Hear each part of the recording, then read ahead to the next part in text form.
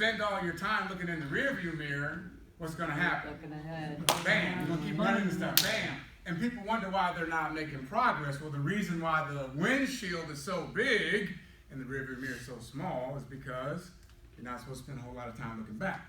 So people find themselves getting stuck. And so I said, well, I know where I want to be. It's not here in my current circumstance. I can't get overwhelmed by the fact that I didn't have any real people to touch and talk to that I could reach out to for mentorship. I had to create my own through imaginary conversation, reading articles, interviews, and all of that. I can remember vividly going into empty theaters and practicing and performing on stage in front of dignitaries and politicians and teachers and world leaders and entertainers, and it was just me. But I had this vivid imagery in my mind.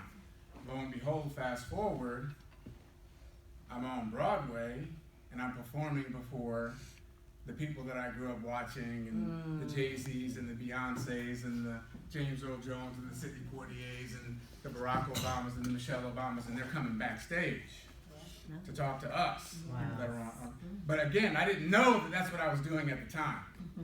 But that's because I stayed in conscious incompetence. I was working on who I wanted to be. I didn't necessarily have all these grandiose goals. I knew what I wanted to become. So many of you, I'm sure, have something that you want to achieve or accomplish, but obviously it's what you have to become in order to get there. And Dr. O talked about, well, I have this list of affirmations, this list of outcomes, but then I got to talk about who I have to become in order to attract that, okay? So creating that life as a full-time working actor, understanding that I can't get overwhelmed by the current circumstances of that profession. 92% unemployment, average actor makes about $5,000 to $6,000 a year. I'm living in New York City where you can't live off $5,000 to $6,000 a month in New York City, so forget about that. I can't get caught up in that. I can't get caught up in the fact that a lot of actors wait tables and they do other side jobs. I can't get caught up in that. I can't get caught up in the percentages. I have to play to my outcome. I got to live in my future.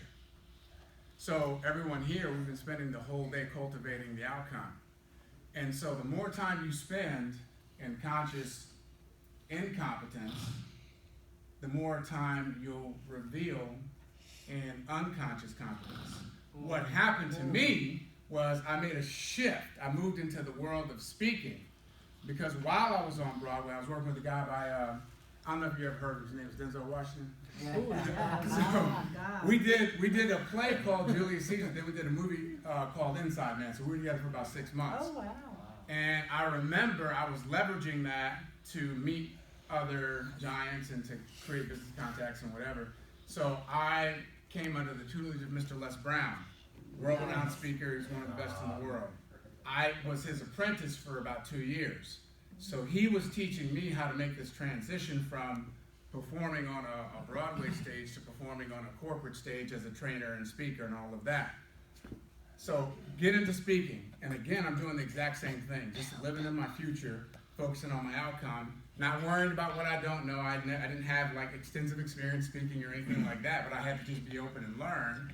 And that started to open up these other doors.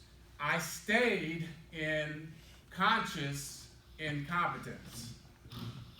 And I just used the same principles again. I didn't have a goal of getting paid thousands and thousands of dollars an hour as a speaker. That never crossed my mind. It manifested, and when it did, I didn't necessarily know how to respond to it because I wasn't expecting that. I just wanted to be consciously competent in what I was doing, but I stayed in conscious incompetence.